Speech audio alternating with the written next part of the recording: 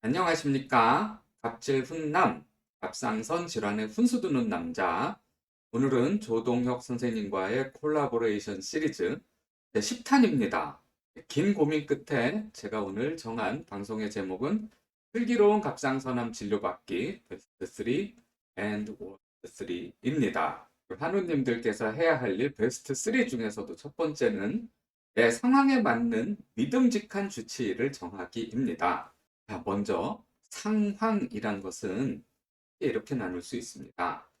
갑상선암은 아주 조그맣고 안정적이고 놔둬도 평생 환자분의 건강에 위해가 되지 않을 그런 갑상선암이 한 종류 있다라고 생각을 하고요. 반대로 놔두면 점점 커지고 주변 장기를 침습하고 전이도 일으키고 그런 암도 있다라고 생각을 합니다. 대개는 크기가 1cm보다 작으면 조그맣고 안정적인 그런 갑상선암일 가능성이 높다라고 생각을 합니다. 따라서 이런 갑상선암에 대해서는 또 그냥 관찰만 하는 능동적 감시 또는 적극적 관찰을 하거나 아니면 고주파로 병변만 포착해버리고 놔두고 보는 고주파 후 능동적 감시도 가능할 것이다 라고 요즘은 생각을 합니다. 그래서 그런 것도 가능해? 라고 생각이 되신다면 그런 치료가 가능한 병원이나 주치의를 만나셔야 되겠죠. 그런 분들은 대개 내과 선생님 또는 영상의학과 선생님입니다. 그래서 이런 상황이시고 이런 치료에 관심이 있으시다면 주치의의 과는 내과나 영상의학과가 되어야 합니다. 그러나 크기가 많이 작고 안정적일 것으로 예상되더라도 그런데 암인데 수술을 안 해도 돼? 난 불안해서 그거 안 되겠어. 그러신 분들 많이 계십니다. 그런 분들이거나 아니면 혹 자체가 1cm보다 커서 수술이 주 치료 방침이 되어야 한다면 외과 선생님이 주치의가 되셔야 하겠죠. 그럴 때는 외과 선생님께 진료를 의뢰해야 되겠죠. 네. 이렇게 상황에 맞는 주치의 선생님은 과 자체가 다르기 때문에 아예 처음부터 갈 때 과를 구분해서 진료를 받으셔야 할 필요가 있습니다. 그 다음에 무슨 과 선생님이 됐던 그분은 믿음직스러워야 합니다. 나의 암을 치료해 주셔야 되고 평생 그분께 다닐 수도 있는데 하게 처음부터 뭐 믿음이 안 간다. 그러실 때에는 막 참고 그분께 진료를 받거나 진료는 거기서 받으면서 막 인터넷을 찾아서 이분이 진료를 잘하고 있나 아닌가? 이렇게 진료받으시면 안 됩니다. 그럴 때에는 병원을 한번 옮기셔서 아이고 이분께 진료를 받으니까 이렇게 막 마음이 탁 놓이네. 그런 분께 진료받으시는 게 옳다. 저는 그렇게 생각을 합니다. 그러나 처음에 진료를 받으셔서 그분께 정말 믿음직한 마음이 들었는데 막 괜히 불안한 거 있죠. 내가 교수님 한 번만 만났는데 그냥 계속 다녀도 될까? 그렇게 생각하지는 말으셨으면 좋겠습니다. 이게 처음부터 딱 맞는 주치의를 만나셨을 가능성이 매우 높습니다. 여기서 다른 데 가면 또 다른 게 있을까? 해서 다른 진료를 받고 나면은 이게 믿음직스러웠던 분까지도 못 믿어지는 부작용이 발생할 확률이 훨씬 크지. 다른 분을 만났더니 더 좋네. 여기가 사실상 어렵습니다. 그건 제가 지금까지 아주 많은 분들을 진료해보고 많은 분들이 그 환자분의 커뮤니티에서 올리시는 글들을 보고 생각한 결론이고 확률적으로 병원을 옮기셨을 때 더 믿음직할 분을 만날 가능성이 매우 적더라. 그렇게 제가 관찰하고 내린 결론입니다. 두 번째로 하셔야 할 일은 담대한 마음 갖기입니다. 담대함이 깨지면 불안감이 커지겠죠. 불안감이 커지면 어떠한 이유로든 가장 불필요할 만큼 큰 치료를 원하게 됩니다. 예를 들면 갑상선을 관절제만 하고 나머지 반을 지킬 수 있었지만 저는 그냥 전절제를 하고 막 수술도 탁 껴서 수술이 커져도 좋습니다. 이런 마음이 생기거든요. 그러면 당장 수술의 합병증도 올라갈 뿐만 아니라 네, 이 갑상선 암은 지금 치료하고 몇 년 내에 완치될 가능성이 매우 높고 그 이후는 평생을 사셔야 되는데 갑상선을 최대한 지키는 것도 중요한데 그 부분을 포기하게 됩니다. 따라서 담대한 마음을 가지시는 것은 지금의 치료 적정성과 향후 삶의 질을 유지하는 데 매우 필요합니다. 제가 보니까 담대함을 잃게 되는 중요한 경로가 세 가지가 있는데 첫째가 어린 자식들 생각하시는 애들이 초등학교도 못 갔는데 어떡해요? 그러면서 우세요. 제가 그분들께 늘 드리는 말씀이 걱정하지 마세요. 쟤네들 시집장가 가서 손자, 손녀 낳을 때까지 건강하게 사실 겁니다. 이렇게 말씀드리거든요. 네. 갑상선암 치료를 오래 하신 교수님들이 그런 말씀 하세요. 그래도 요즘 갑상선암으로 돌아가시는 분은 못 본 것 같아. 네, 갑상선암 꽤 진행되신 분들도 완치율이 그만큼 높다는 뜻입니다. 따라서 담대함을 가지고 과잉 진료를 최대한 회피하시고 가장 적절한 진료를 받으셔야 됩니다. 두 번째로 담대함을 잃는 제일 경로는 댓글 많이 보는 겁니다. 이 얘기는 제가 워스트 3에서 좀 자세히 말씀드릴게요. 또 한 가지는 여러 의사 만나는 겁니다. 그러면 담대한 마음을 잃게 됩니다. 나는 정보를 얻고 정확한 진료를 받으려고 아마 여러 의사를 만나셨을 텐데 그게 그렇게 안 됩니다. 왜냐하면 과잉 진료하는 의사들이 환자들의 마음을 흔들어 놓는 그런 대화를 좀 하는 경향이 있습니다.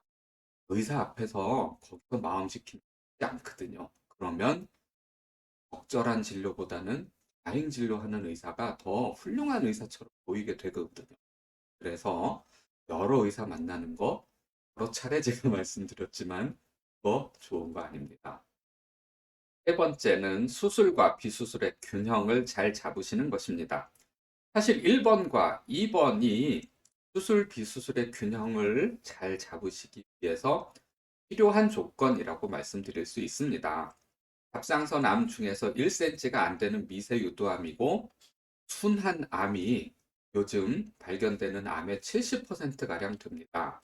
따라서 지금 적절한 치료를 받는다면 갑상선 암은 잘 컨트롤하고 나의 갑상선은 최대한 지키고 이 균형을 잡을 수가 있습니다. 물론 수술이 필요하거나 아니면 환자분의 성향상 수술을 선호하시는 분들도 있습니다. 수술이 나쁘다는 것이 절대로 아닙니다. 수술은 정말 지금까지 환우님들의 생명을 지켜온 지금도 가장 많이 시행되는 표준 치료법입니다. 그러나 점점 더 순한 암이 많이 발견되는 이 현대에서는 이 수술의 균형도 상당히 필요합니다. 따라서 이 균형점을 잘 지켜서 나에게 지금 가장 맞는 치료가 무엇인가를 선택하시는 것은 가장 치료를 잘 받는 핵심이다 라고 말씀드릴 수가 있겠습니다. 환우님들께서 하지 마셔야 할 일, 첫 번째는 내가 주치되기입니다. 해야 할 일 첫 번째가 믿음직한 주치의를 찾기였죠. 그 반대는 내가 주치되는 것입니다. 사실 한우님이 주치의가 될 수는 없죠. 그러나 실질적인 주치의 역할을 한우님들이 하고 계시는 경우를 정말 많이 봅니다. 저 사람한테 내가 치료는 받겠지만 그래도 저 주치의가 잘하고 있는지 정도는 내가 체크를 해야 되겠고 그래서 공부를 열심히 하셔서 이런 것도 있다던데요. 이런 것도 있다던데요. 그게 좋은 게 아닙니다. 한우님께서 병에 대해서 자각하시고 그 이후에 공부해서 아시게 된 그 내용을 주치의가 정말 모를까요? 그렇지 않습니다. 그런데 왜 주치의는 그렇게 중요한 거를 한우님께 언급조차 안 할까요? 그거는 네, 그게 어떤 분께는 중요할 수 있으나 한우님께는 상관이 없는 거기 때문에 언급을 안 하는 건데 한우님들은 모르죠. 예를 하나 드리겠습니다. 제가 진단을 해드렸던 분이고 또 믿음직스러운 주치의께 이제 치료받으러 가실 분이셨어요. 그 중간에 기간이 좀 뜨겠죠. 이분께서 인터넷 커뮤니티에 글을 올리셨는데 저는 이러이러이러한데 어떻게 하셨나요? 이 질문이 절대 해서는 안 될 질문입니다. 지금 제가 말씀드린 환우님께는 이런 댓글이 달렸습니다. 저는 어디 어디 병원에 다녔었는데 유전자 검사를 해보고 결정을 했어요. 그랬는데 저는 유전자 검사상 이렇게 나와서 암일 수도 있다고 말씀하셨어요. 이렇게 얘기했거든요. 우리 환우님 굉장히 놀라셨겠죠. 그래서 댓글을 다셨더라고요. 저는 그런 검사 안 했는데요. 이렇게. 네. 제가 다음날 아침에 바로 그 환우님께 전화 드렸습니다. 왜냐? 이 제 환우님과 댓글을 달아주신 환우님은 병의 이름은 같았지만 속의 크기가 많이 달랐어요. 그래서 그분은 유전자 검사 결과에 따라서 수술을 할지 말지 정할 만한 그런 상황이셨어요. 근데 제 환우님은 키가 많이 컸기 때문에 유전자 검사를 해볼 필요가 없었고 그 결과는 수술을 할지 말지에 영향을 주지 않았어요. 왜냐하면 유전자 검사가 음성이든 양성이든 무조건 수술을 하셔야 되는 경우셨거든요. 그렇기 때문에 유전자 검사를 하지 않았고 앞으로 만날 주치의 선생님도 유전자 검사하지 않겠죠. 그런데 이분께서 그런 사실을 모르시죠. 기자님들께서 거기까지 어떻게 공부하십니까? 그런데 유전자 검사가 굉장히 중요하다던데 왜 우리 주치의는 얘기도 안 하지? 여기서 불신이 싹 틉니다. 근데 이 불신은 주치의 잘못인가요?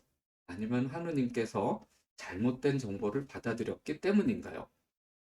네, 주치의 잘못 때문에 잘못되는 경우도 있기는 있습니다.